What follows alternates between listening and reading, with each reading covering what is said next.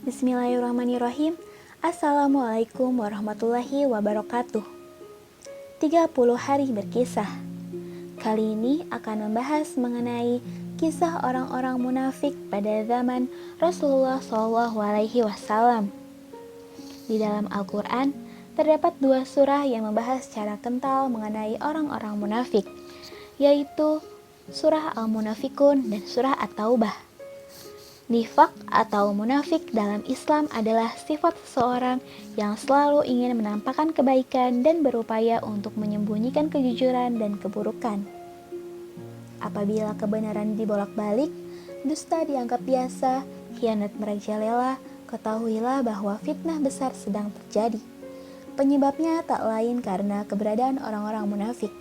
Salah satu ciri utama kaum munafik disebut oleh Al-Quran, yaitu mereka menghalang-halangi manusia dari jalan Allah.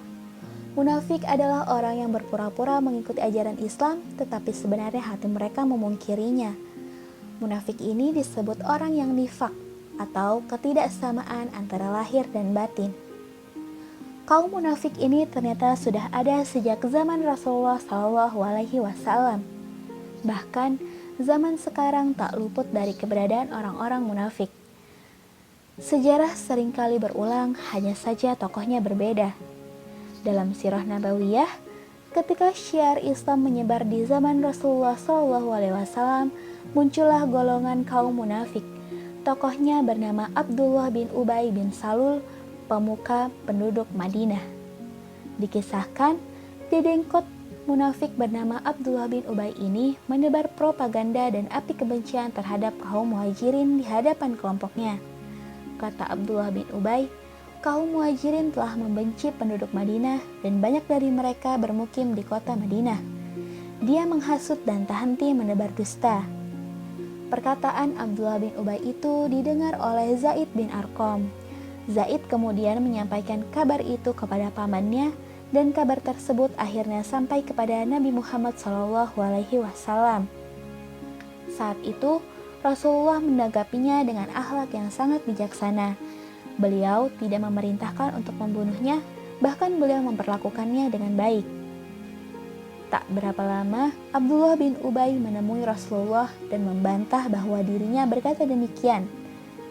Kebohongan pentolan munafik ini baru ketahuan setelah Rasulullah menerima wahyu surah Al-Munafikun ayat 8-10. Beberapa hari kemudian, tokoh munafik Abdullah bin Ubay sakit perut lalu mati terhina. Untuk diketahui, kemunafikan yang ditebar Abdullah bin Ubay ini membuat sekitar 300 munafik lainnya ikut membelot atau mundur saat perang Uhud. Mereka tidak mau ikut berperang. Satu sama lainnya berkata, "Jangan kalian berangkat perang dalam udara panas." Kemudian dia menyebarkan fitnah keji kepada Sayyidah Aisyah radhiyallahu anha, telah melakukan serong dengan Sofwan, berkonspirasi untuk membunuh Nabi Muhammad SAW dalam perang Zatul Riqa dan lainnya. Dalam hadis, An Abi Hurairah radhiyallahu anhu qala Rasulullah SAW, ayatul munafiqi thalatha, idza hadatsa kadzaba, wa idza wa'ada akhlafa, wa idza tumina khana.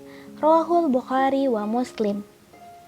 Terdapat 3 karakter orang-orang munafik, yakni apabila ia berbicara maka ia berdusta, apabila ia berjanji maka ia mengingkari, dan apabila ia diberi amanah maka ia berkhianat.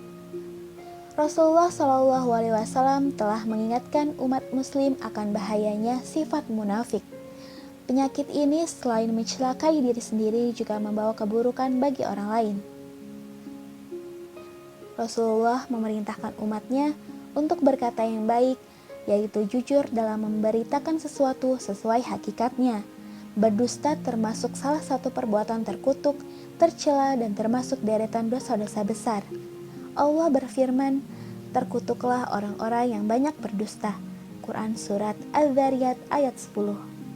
Dalam satu hadis dari Abdullah bahwa Nabi bersabda, seorang senantiasa berbohong dan memilih bohong sehingga ia dicatat di sisi Allah sebagai pembohong. Hadis riwayat Bukhari.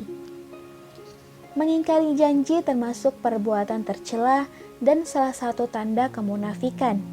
Seseorang yang ingkar janji tidak bisa memegang perkataannya sendiri dan tidak pernah menepati janji yang sudah diberikan ke orang.